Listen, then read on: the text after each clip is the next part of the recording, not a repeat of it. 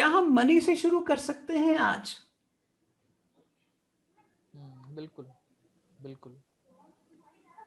क्योंकि हम जो भी कॉन्सेप्ट डिस्कस करेंगे उसके ऊपर हम फिर करते क्या है कि मिथ ऑफ सिसिफस का टेस्ट लगाते हैं कि क्या हमने जो मनी का सिस्टम बनाया वो मिथ ऑफ सिसिफस के टेस्ट को पास करता है कि नहीं करता है। क्लियर? ठीक है। तो लेट्स स्टार्ट फ्रॉम मनी। कि मनी क्या है? ठीक है, देखिए कुछ तो बड़ी सीधी सीधी बातें हैं कि मनी एक मीडियम ऑफ एक्सचेंज है। ओके, कि आपके और मेरे बीच में कुछ भी लेन देन अगर होता है तो हमें एक मीडियम ऑफ एक्सचेंज चाहिए। वो सोना भी हो सकता है, वो बिटकॉइन भी हो सकता है वो एक सिगरेट भी हो सकती है। बट मनी सिर्फ एक मीडियम ऑफ एक्सचेंज नहीं होता है, मनी एक यूनिट ऑफ अकाउंट भी होता है। क्योंकि मेरी चीज आपकी कितने यूनिट्स ऑफ आपकी चीजों के बराबर है, तो एक यूनिट ऑफ अकाउंट भी तो चाहिए। ठीक है, अगर मान लीजिए मैं एक प्रोफेसर हूं तो मेरे 1 घंटे के लेक्चर की क्या कीमत है? क्या एक प्रोफेसर के 1 घंटे की लेक्चर की कीमत एक सर्जन के 1 घंटे के ऑपरेशन के साथ इक्वेट हो सकती है? नो। क्योंकि एक सर्जन 1 घंटे में हो सकता है आपकी जिंदगी बदल दे। तो दोनों की क्वांटिफिकेशन कैसे होगी? तो इसका मतलब है कि मनी का काम यूनिट ऑफ अकाउंट बनना भी होता है। So medium of exchange, unit of account and then store of value. यानी कि आपने वो जो मनी का यूनिट बनाया, जो मीडियम ऑफ एक्सचेंज बनाया, उसकी आज भी वैल्यू है, आज से 5 साल बाद भी वैल्यू है, आज से 10 साल बाद भी वैल्यू है। तो आप उसको यूज कर सकते हैं लंबे समय तक। क्लियर? ये तो हो गए मनी के basic universal function. But the issue here is कि किसको मनी माने। हमने बहुत सारे रास्ते चूज किए हुए हैं। पहले हम तांबे को भी मनी मानते थे, हम सोने को भी मनी मानते थे, चांदी को भी मानते थे, पंखों को भी मानते थे, पत्थर को भी मनी मानते थे। हमने बहुत सारी चीजों को मनी माना है। बट आज की तारीख में हम किसको मनी मानते हैं? आज की तारीख में मनी मानते हैं रुपी को। इंडिया में रुपी को, यूनाइटेड स्टेट्स ऑफ अमेरिका के अंदर डॉलर को, जापान के अंदर येन को, चाइना के अंदर युआन को। तो भाई ये है क्या? ये मनी के बारे में हमारी ये जो सोच है, इसके पीछे क्या है? ये सब करेंसीज हैं। ये एक लेवल पर medium of exchange, store of value और यूनिट ऑफ अकाउंट का काम कर रही हैं। बट आज की तारीख में हम देख रहे हैं कि बहुत सारे देशों की करेंसीज धीरे धीरे डेड हो रही हैं। जैसे वेनेजुएला की करेंसी पीछे डेड हो गई। लोग उस करेंसी को जला रहे थे। एक बोरा भर के वेनेजुएलन करेंसी के नोट अगर आप लेके जाएं तो एक ब्रेड आती थी उससे। ठीक उसी तरह से जिम्बाब्वे के साथ हुआ, अब लेबनान के साथ भी ऐसा हो रहा है। तो अगर नेशन की करेंसीज डाउन जाएंगी तो हमारे पास मनी की डेफिनेशन कैसे पैदा होगी? क्लियर? तो मुझे ऐसा लगता है कि हमें ये जो मनी डिजाइन हम कैसे कर रहे हैं, इस सवाल को थोड़ा सा बारीकी से देखने की जरूरत है। ओके, तो मुझे ऐसा लगता है कि हम पहले ये समझें कि हम मनी के पीछे हमारा एक कॉमन कंसेंसस क्या है, कॉमन समझ, कॉमन डिजाइन थिंकिंग का टेम्पलेट क्या है। और वो उसको मैं कहता हूं lender of the last resort. Lender of the last resort का मतलब ये है कि हम ये मानते हैं कि हमारी एक जुरिस्डिक्शन के अंदर एक एजेंसी होएगी, एक बॉडी होएगी जो ये डिसाइड करेगी कि मनी क्या है, मनी का स्टैंडर्ड क्या होना चाहिए, कौन सी करेंसी की डिनोमिनेशन होनी चाहिए। जैसे इंडिया के अंदर रिजर्व बैंक है, अमेरिका के अंदर फेडरल रिजर्व है, हाँ? उसी तरह से अलग अलग देशों के अलग अलग सेंट्रल बैंक्स हैं। पर बहुत गहरे में हम सबने एग्री किया कि lender of the last resort होगा। क्लियर? तो ये lender of the last resort अगर हम सबने मान लिया कि इंडिया के अंदर लेंडर ऑफ रिजॉर्ट होगा, अमेरिका के अंदर lender of the last resort होगा, जापान में होगा, चाइना में होगा, तो बेसिकली हम कर क्या रहे हैं? हम ये कह रहे हैं कि मनी क्रिएट करना बेसिकली एक ऐसे लेंडर को क्रिएट करना है, एक ऐसे कर्जदार को क्रिएट करना है जिसके पास कर्जा देने की अंतिम ताकत है। क्लियर? कर्जा देने की अंतिम ताकत, ये हमारा मॉनेटरी सिस्टम का फंडामेंटल कंसेंसस है। ठीक?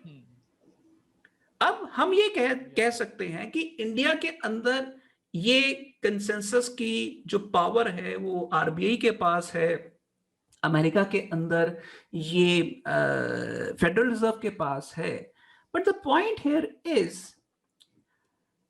मनी की प्रिंटिंग या मनी की डेफिनेशन जब आप किसी एक ग्रुप या एक सेंट्रल पावर के पास दे देते हैं तो वो उस ताकत का अपने तरीके से इस्तेमाल करते हैं। क्लियर? पर सवाल ये है कि अगर ये ताकत फ्लॉप हो जाए तो, जैसे बेसिकली यहां क्या हम कह रहे हैं कि lender of the last resort money print करेगा, मनी डिजाइन करेगा, मनी डिस्ट्रीब्यूट करेगा।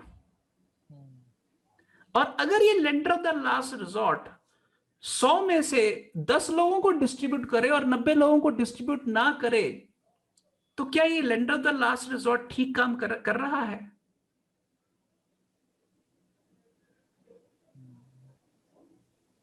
डिस्क्रिमिनेटरी हो गया ना ये तो। यस, ये डिस्क्रिमिनेटरी हो गया। इसका मतलब ये है अगर आप पिछले 100 सालों की हिस्ट्री देखें तो जिसके पास कैपिटल था उसकी ग्रोथ ज्यादा हुई और जिसके पास लेबर थी उसकी ग्रोथ कम हुई।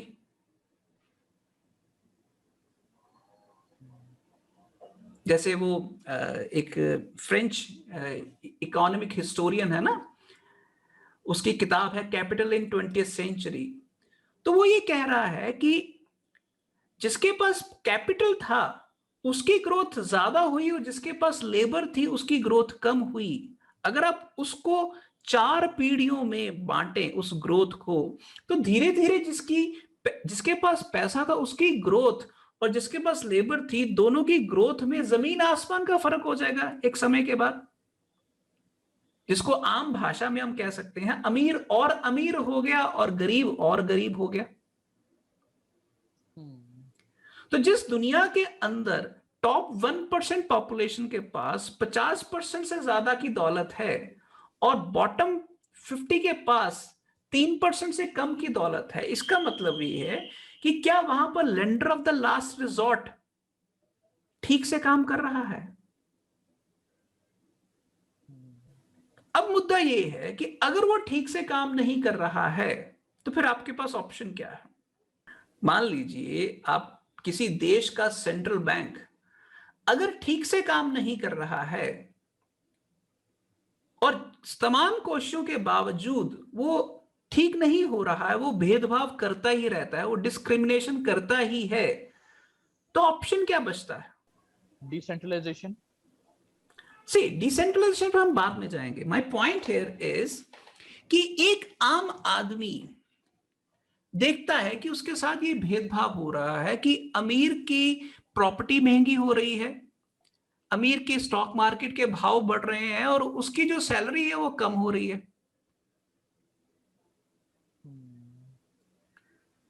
वो जितनी मर्जी मेहनत कर ले, उसकी हालत मिथ ऑफ सिसिफस जैसी हो जाती है। वो सारी मेहनत के बावजूद भी गरीब ही है। तो इसका मतलब ये है कि समाज का एक हिस्सा एक ऐसी स्थिति में है जिसको अपनी जिंदगी बेतुकी नजर आनी शुरू हो जाती। So the point here is कि उसके पास उस समय ऑप्शन क्या है? विद्रोह करे,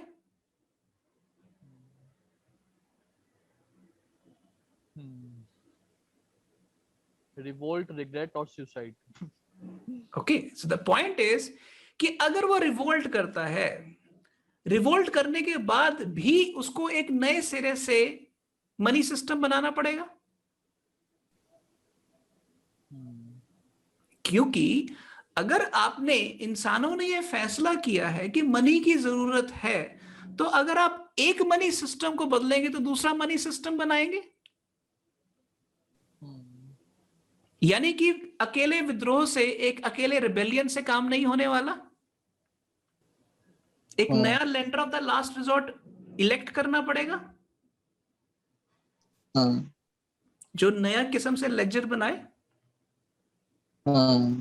जैसे पुराने वक्तों में क्या होता था, राजा जब नया आता था तो वो पुरानी जो लेजर है उसको माफ कर देता था, सारे कर्जों को माफ कर दिया करता था और नए सिरे से लेजर क्रिएट की जाती थी। सारे पुराने कर्जे माफ और नए सिरे से क्लीन स्लेट। तो अब तो वो राजा का सिस्टम नहीं, अब तो डेमोक्रेसी है।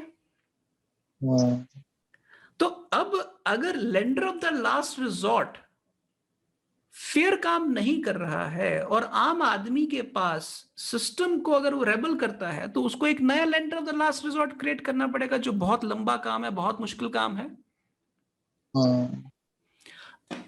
अगर वो सुइसाइड करता है तो फिर तो बात ही खत्म है।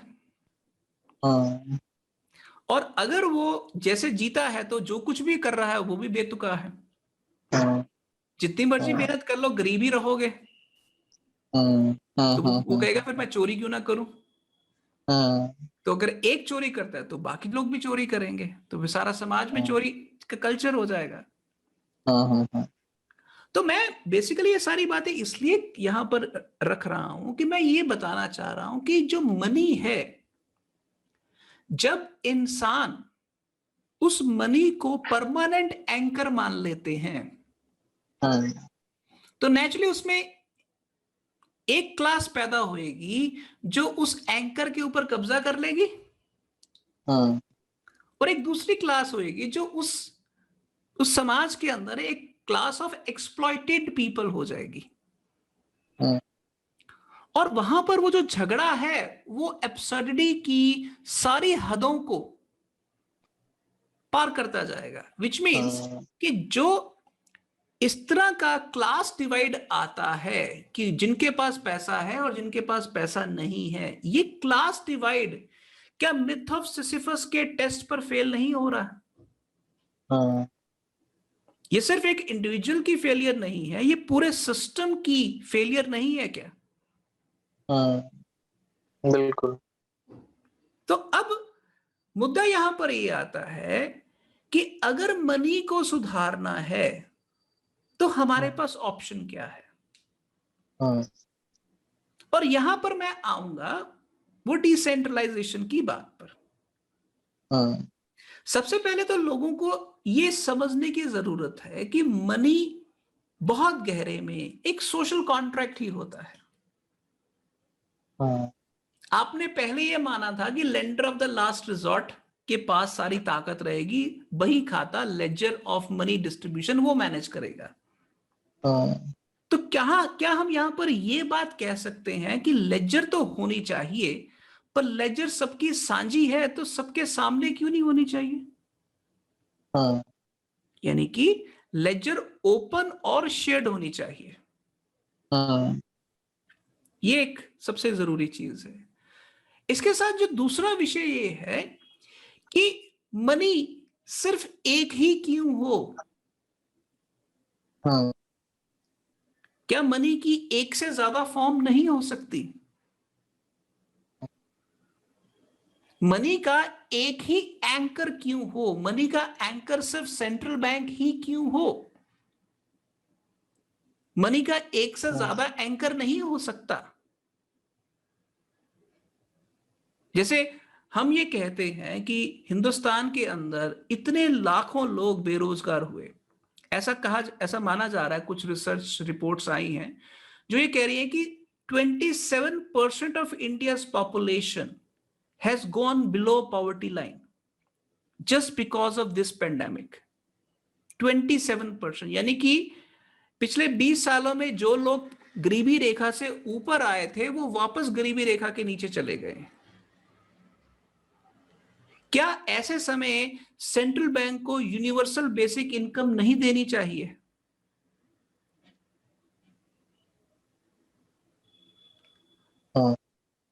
देनी चाहिए, बट हम नहीं दे रहे, हम सिर्फ कर्जा दे रहे हैं। आरबीआई अनाउंस कर रहा है कि हमने 20 लाख करोड़ का पैकेज अनाउंस कर दिया, पर 20 लाख करोड़ के कर्जे का पैकेज है। अब कर्जा तो वही लेगा जिसके पास कोलेट्रल देने को है। जब कोलेट्रल आपके पास है ही नहीं तो आप कर्जा कैसे ले सकते हैं? और कर्जा तो आप तब लेंगे ना अगर आपको लगता है कि समाज में लोगों के पास खरीदने की ताकत है। तो इसका मतलब ये है कि बहुत गहरे में आपने एक ऐसा सिस्टम बना दिया जब वो अडेप्ट नहीं हो सकता। आपने lender of the last resort जो मनी का कंसेंसस बनाया था वो नए हालातों के अंदर अडेप्ट नहीं हो सकता। तो जब वो अडेप्ट नहीं हो सकता तो आपके पास ऑप्शन क्या बचती है? इसलिए मुझे ऐसा लगता है कि हम जो कुछ भी बनाते हैं, चाहे फैमिली बनाए, चाहे नेशन बनाए, चाहे रिलीजन बनाए, हमें सबसे बड़ा सवाल ये रखना चाहिए, हमारी बनाई हुई हर इंस्टीट्यूशन को अडेप्टेबल होना चाहिए। चाहे वो फैमिली है, चाहे हमारा शरीर है, चाहे हमारी नेशन है, चाहे हमारी मनी है। ये एक सबसे पहला एक जरूरी एलिमेंट हमारी बनाई हुई हर चीज के लिए जरूरी है। जैसे इंसान हम हैं, हम एक एवोल्यूशनरी प्रोसेस से आए हैं। हम आज से 2 मिलियन साल पहले हम ऐसे नहीं थे। आज से 2 लाख साल पहले हम ऐसे नहीं थे। अगर हम एवोल्यूशन से पैदा हुए हैं, यहां तक पहुंचे हुए हैं, तो हमारी बनाई हुई इंस्टीट्यूशंस भी एवोल्यूशन से पैदा हुई हैं। विच मीन्स कि आज हमें अपनी बनाई हुई हर इंस्टीट्यूशन को क्वेश्चन करने का हक है, क्योंकि तभी तो हम बदल पाएंगे। तो अगर लेंडर ऑफ लास्ट रिजॉर्ट का कंसेंसस हमने बनाया था तो हम इस कंसेंसस को बदल क्यों नहीं सकते? तो मुद्दा ये है कि इस पेंडेमिक के अंदर वो किस दिशा में कैसे बदले, ताकि लोग ये जो गरीबी के अंदर धकेले जा रहे हैं ये ना हो।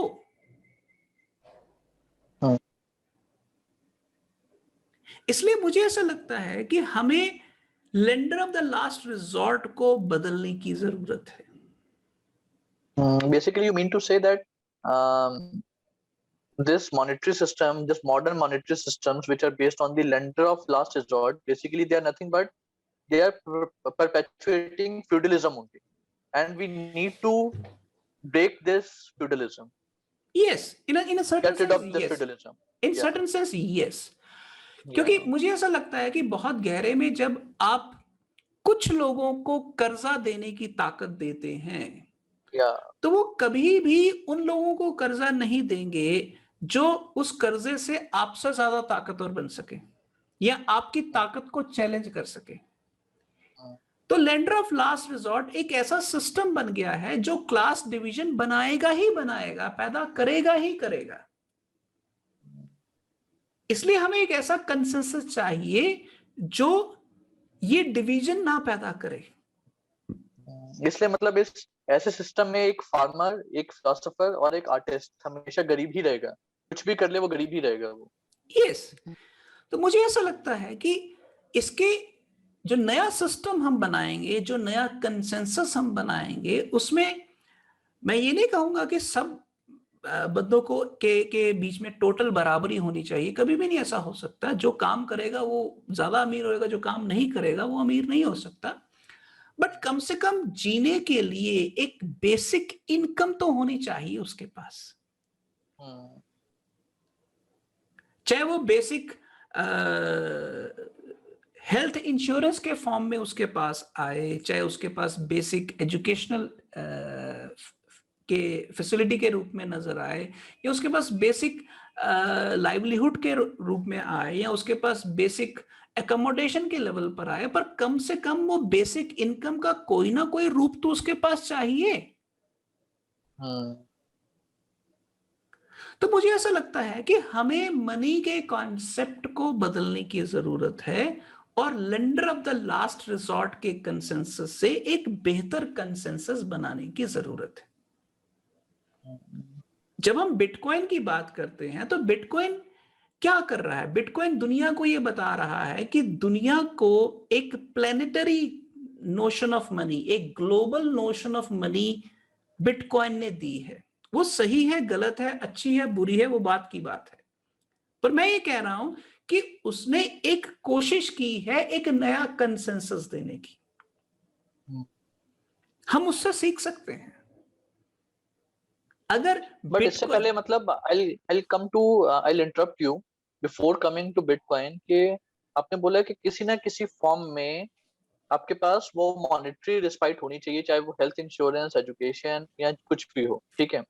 But what about those countries जहाँ पे किसी ना किसी फॉर्म में ये एग्जिस्ट करती है, जैसे मतलब ब्रिटेन में in the form of NHS, national health scheme, ठीक है, या नेशनल हेल्थ जो भी है। इसी तरह से यूएस में जहाँ पे मतलब ओल्ड एज पेंशन का सिस्टम है, या बाकी कंट्रीज में जहाँ पे कुछ कुछ जगह there is a somewhat there is a concept which is somewhat close to the universal basic income, कि जहाँ पे कुछ ना कुछ किसी एज ग्रुप को हम बेसिक इनकम दे रहे हैं, ठीक है। वहां पर भी मतलब हालत तो सेम है, there is no difference at all. See Mohit, try to understand. अगर हम इंडिया के डेथ रेट और दूसरे कंट्रीज के डेथ रेट के को थोड़ा सा कंपेयर करें तो हिंदुस्तान में बहुत सारी डेथ्स ऐसी हुई हैं जो इसलिए हुई हैं कि यहां पर पब्लिक हेल्थ इंफ्रास्ट्रक्चर काम नहीं कर रहा था। अग्रीड। जबकि अगर हम इंग्लैंड की उदाहरण लें तो इंग्लैंड के अंदर डेथ्स का सबसे बड़ा कारण ये नहीं था कि वहां पब्लिक हेल्थ सिस्टम काम नहीं कर रहा था। वहां डेथ का सबसे बड़ा कारण ये था कि वहां पर सडनली जो बुजुर्ग लोग थे उन लोगों के पास उतनी इम्यूनिटी नहीं थी कि उनको वहां का पब्लिक हेल्थ सिस्टम बचा सकता। इंडियंस के मुकाबले में इंग्लिश लोगों की इम्यूनिटी काफी कम थी। सो दोनों में एक फर्क है। But the point here is कि यूनिवर्सल बेसिक इनकम के बहुत सारे फॉर्म्स हो सकते हैं और उसमें एक फॉर्म है बेसिक हेल्थ इंश्योरेंस, कि अगर आप बीमार पड़े तो आपको बचाया जा सकता है, आप खर्चा नहीं करें। ओके, बट मेरा सवाल यहां पर यह है कि अगर मान लीजिए आप बीमार नहीं हैं फिर भी भूखे हैं, तो आप बेरोजगार हैं, आपको रहने को मकान नहीं है, तो आपको बेसिक इनकम चाहिए ना। तो द इश्यू हियर इज कि लेंडर ऑफ लास्ट रिजॉर्ट का आज की तारीख में इस पेंडेमिक के अंदर जो सबसे बड़ा काम है वो है यूनिवर्सल बेसिक इनकम हर एक को देना, चाहे वो गरीब है, चाहे मिडिल क्लास है, चाहे बेरोजगार है, चाहे रोजगार है, कुछ भी है, ताकि वो कभी भी ऐसे हालात में ना जाए कि उसको सुसाइड करना पड़े या उसकी जिंदगी सुसाइड के बराबर हो जाए। ओके, और यहां पर बिटकॉइन जो हमें रास्ता दिखा रहा है वो ये कह रहा है कि अल्टीमेटली लेजर को कैसे मैनेज करना है, इसका कंसेंसस का ही मुद्दा है ना। तो इसके कंसेंसस के बहुत सारे तरीके बनाए जा सकते हैं। आप ऐसा क्यों नहीं कर सकते कि आप डेटा को 1 गीगाबाइट को मॉनिटरी यूनिट बना लें? आप सेंट्रल बैंक को क्यों अल्टीमेट डिसीजन मेकर बना रहे हैं? आप एक गीगाबाइट को मॉनिटरी एंकर क्यों नहीं बना सकते? आप किलोवाट आवर ऑफ एनर्जी को मनी का यूनिट क्यों नहीं बना सकते? आप गोल्ड को मनी का यूनिट क्यों नहीं बना सकते? एक देश में सिर्फ एक ही करेंसी सिस्टम क्यों हो? 2 या 3 किस्म के लीगल टेंडर क्यों नहीं हो सकते? मैं ये नहीं कह रहा हूं कि हर किसी को मनी डिफाइन करने की इजाजत होनी चाहिए। मैं ये कह रहा हूं कि एक देश में एक की बजाय 2 लीगल टेंडर क्यों नहीं हो सकते? एक देश के अंदर एक lender of the last resort consensus के साथ साथ एक और ओपन एंड शेयर्ड कंसेंसस क्यों नहीं हो सकता, ताकि हम इस समय के मुताबिक अडेप्ट कर सकें।